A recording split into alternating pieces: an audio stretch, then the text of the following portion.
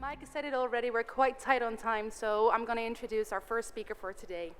She has designed, branded, developed, and optimized conversational speech IVRs, chatbots, and voice assistants in several languages, and I think she's seen about every corner of the conversational world there is. Well, our speaker holds a postdoc in VUI CUI conversation design for voice, a PhD in language engineering and computational linguistics, and a master's degree in machine translation. I think it's safe to say that she lives and breathes conversational AI. Her core beliefs are that designing for voice and chat needs to be principled, interdisciplinary, and explainable.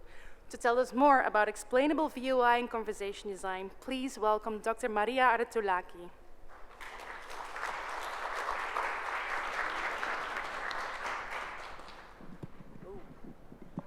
Thank you very much. I've been told that I do need to take the mic in my hand. So yeah, I'm Maria Artoulaki, and I work for Global Logic Hitachi, a Hitachi company, and I'm head of voice and conversational AI, VUI, CUI design. And I'm going to talk about the importance of having NLU, understanding, and not just NLP, processing, so that large language models are not enough, and that you need to bring back the human expert for explainable, transparent, ethical conversational AI. So I'm going to take you to a trip down memory lane and show where voicebots, chatbots have been, where they are, and where they're going, as well as where they should be going. So you probably all know that the first chatbot was Eliza, or at least officially, the first chatbot was Eliza, a psychotherapy chatbot in the 60s. I guess that was academia. Then we had some very sophisticated text and speech spoken dialogue systems in the 90s, and that was my first baptism of fire. So academic systems, then with the voice assistants and Siri and Alexa, then we moved to the commercial DTMF, Touchstone, and speech IVR systems in the 2000s. So we moved from limited access to widespread adoption in commercial applications. And then nowadays, speech and conversational AI is a commodity, right? So we moved, if you see, from Eliza to the academic, to the academic systems, they were both domain dependent, right? So Eliza, psychotherapy, the academic systems were usually things like navigation, planning systems. They were in a specific domain. The commercial DTMF and speech IVR systems were also domain specific because, they were like your telephone banking or telephone insurance, whatever. They were in a specific domain, banking, insurance, I don't know, telecom. Then the general purpose voice assistants in the 2010s, they were generic, right? They were supposed to deal with everything. They could turn off the light and also find you something to shop on Amazon and remind you that you need to get flowers to your spouse or something for your anniversary. Then we moved back, though, because it was quickly seen that domain dependence is important so that you can have intelligence. And we moved to the domain-specific voicebots chatbots in 2020. And of course, 2022, with ChatGPT, there seemed to be another shift in general-purpose chatbots. But again, quickly, it was seen that you need to move to domain specificity. And I was very, very pleased to see that with the introduction of chat meta language that OpenAI introduced, where you can tag the training data to a specific domain so that you can harness this context. Equally, design, the role of the designer has evolved since basically the 90s, because that's when we had the first commercial systems. And so initially, we used to call ourselves VUI designers, right? Because we were mainly dealing with voice input rather than chat. Chat came later because of the technology and the availability. of services. So then we started talking about conversation design, and that was when we had those black boxes, the voice assistants. Then the original VUI designers, like myself, thought, oh, VUI design, that's too specific, and it talks about voice, it doesn't talk about chat. Let's call it conversational experience design. So around 2017, we started calling ourselves conversational experience designers to include both voice and chat. And since about 2018, we started talking about voice AI and conversational AI, and that's supposed to encompass everything. Customer experience, total experience, generative AI, but even the metaverse. So there's been a democratization of the technology from handcrafted rules on limited amounts of data, because the data was limited, especially before you had speech recognition on your smartphone. And I used to write myself grammars, you know, by hand. How would someone try to say no? How would they try to say yes? And of course, you also needed to code for swear words, which was fun. And then you moved to statistical and deep neural network, basically NLU, on huge amounts of real-world data that were semantically labeled, and that came already with the version 2.0 of commercial speech IVRs in the 2010s already, but also with those tools, wide access tools that we had for voice assistants and building Alexa skills and Samsung capsules, etc. So with this platform democratization, the designer has kind of become obsolete, right? Or de facto obsolete. Because, we moved from proprietary platforms and say from the Nuance ivory tower, and with apologies to my beloved colleagues, but I'll come back to you, to Amazon Lex, Google Assistant, Samsung Bixby tools, where everybody could label training data and generate a bot.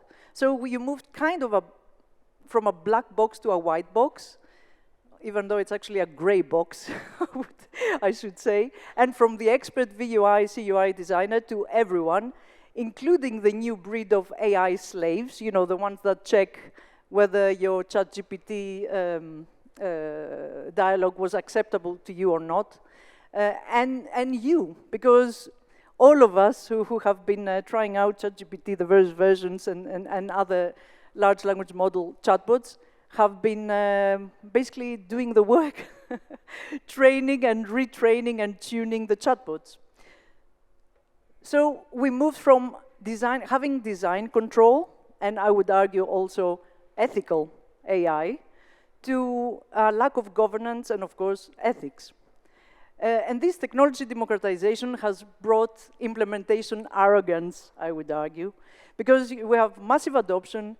The expert is taken out of the equation, and therefore the service quality is low. So if you, this chart is from an AWS study, and it looks like the problems with both chatbots, text-based chatbots, and voice-based IVR, the main problems are being understood and the accuracy of responses, right?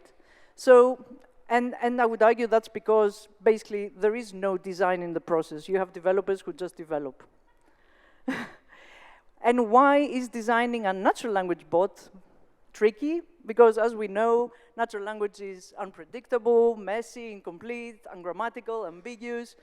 And speech is not spoken chat.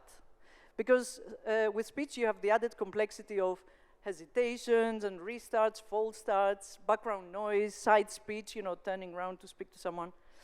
And you have that famous example of, to show this, how that signal shows that basically the two signals for how to recognize speech and how to wreck a nice beach are very similar.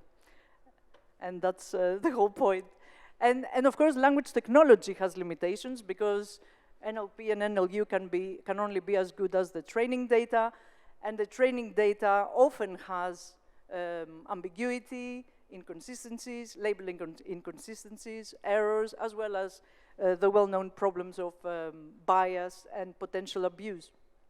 So, yeah, ASR, NLP, NLU are largely guesswork, have always been, will always be, so we need to see how to deal with that.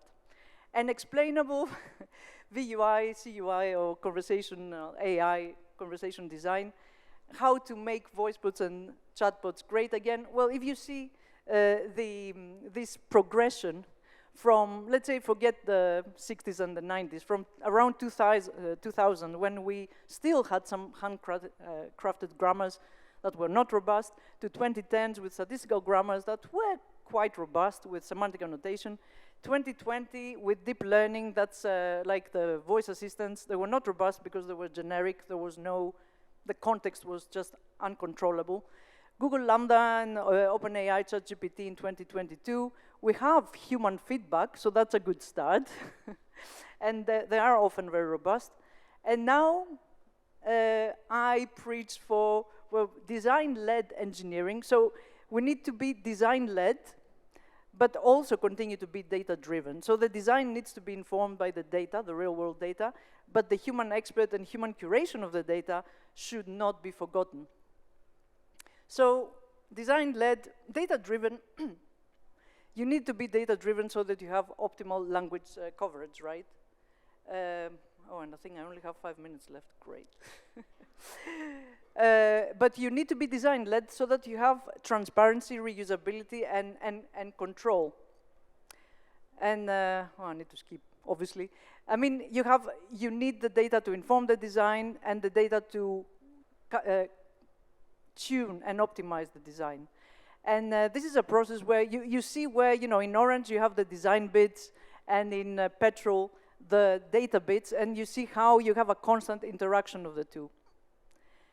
So you need to be able to specify the domain, and that is tricky because the domain can be very complex. So even if you just do a banking bot, you're talking about around 400 unique intents, right? Things that are relevant to the user and to the business. Telecoms, around 500. Healthcare and insurance, say half of that, but still a lot. And just labeling the data is not enough. You need to specify how this maps to the business goals and the routing decisions. I mean, I devised an explainable VUI, CUI design alphabet, which can be summarized, say, as you need to analyze real-world conversations, but you need to also be clear up front of what the system can and cannot do, and definitely you should not anthropomorphize, right? And so it's better to under-promise and over-deliver. But yeah, regarding the ChatGPT hype and the large language model future, I think you have probably already heard that generative AI chatbots have got the problem of hallucination. That means generating falsehoods with misleading confidence, and that's why I call them AI trumps. But yeah, basically they're really impressive linguistically, but very often do demonstrate very little natural language understanding. They definitely have their uses. They can be useful as enhancements of human intelligence, but they're not supposed to work independently because we know the problems of, they're just uncontrollable. Human curation and judgment will always be needed. It's already needed. And that's why I said it's really, I think it's very prudent that OpenAI introduced recently this ability to, to tag your data to your specific domain or context with this chat ML metadata tagging. I'll show that later. So the future, I would say the future of voicebot chatbots is domain specific. And that means you need to bring back the human expert. And I was thinking, 12 years, 11 years ago, I gave a TEDx on, what was it, voice recognition for the win, I think it was called. And I claim that the future is, in the future we will have context-based voice recognition, and a voice assistant will be able perhaps to read your soul.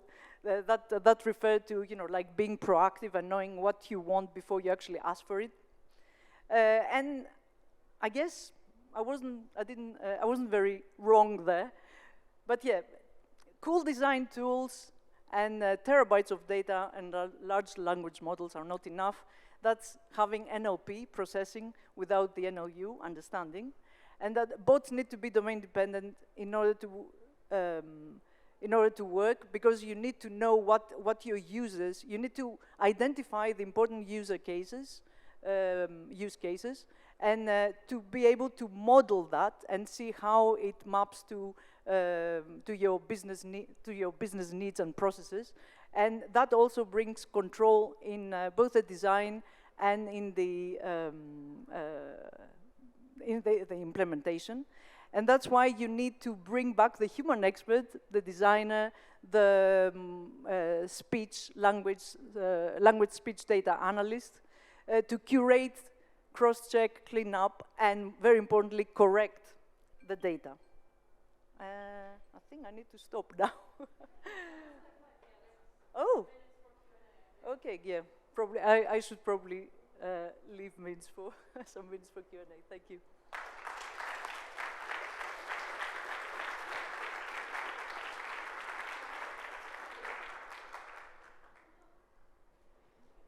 Anyone's got any questions, you just raise your hand. I'll bring the mic.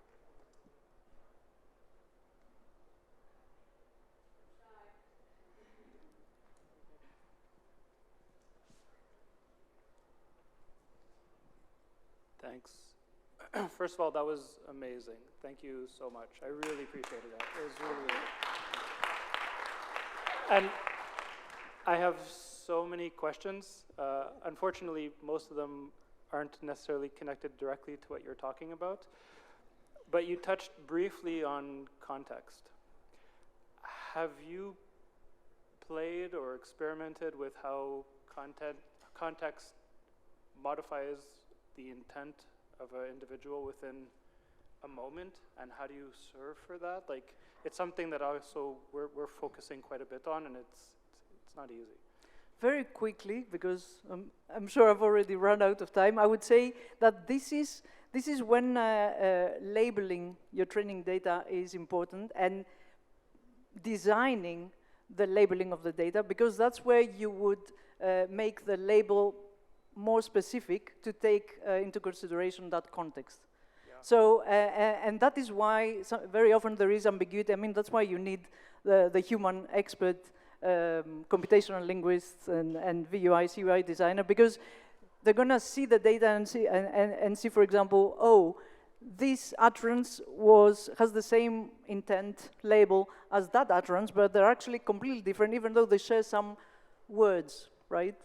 And that's why language is ambiguous and creative. You know, the same words can be reordered and mean something completely different. And that's where you need to teach the language models to take the context into consideration. Clear, and just a clarification then. So would it be fair to assess that it's more about the relationship between the metadata?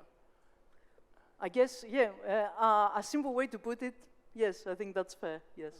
Thank you. Got a few minutes for another question. I'm amazed. I had so many slides. Hi, and thank you for this presentation. You mentioned a lot of times about the human, bring back the human experts. Do you think, I mean, there are lots of aspects for the human to work on. Do you think that this reinforcement learning, what ChatGPT has done, I think you mentioned that in the beginning, do you think that this is the correct way, or do you have any tips? I mean, where else we can use the human experts? I mean, I think I may have insinuated it, you know, in that evolution chart.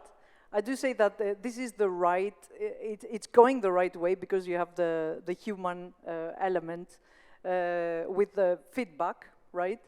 But that now they're steering to an even more righteous path with the reintroduction of the domain by having this chat ML tagging language. Because now you can say, you can use the power of large language models for a specific domain, say going back to just banking, just insurance, just healthcare, and say, you know, this is important, use these parts of the data set, and by tagging them, you basically bring back the control. You're saying, you know, for this bit, I only want that part of the huge training data set.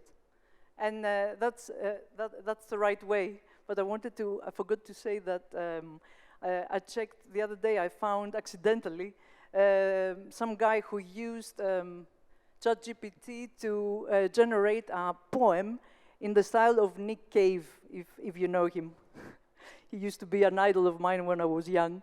And Nick Cave came back with an answer, and these are his comments about ChatGPT, about, you know, algorithms don't feel, data doesn't suffer. ChatGPT has no inner being, it has been nowhere, and it has endured nothing. But anyway, so I mean, this is valid though, that this is just replication, and he calls it a travesty.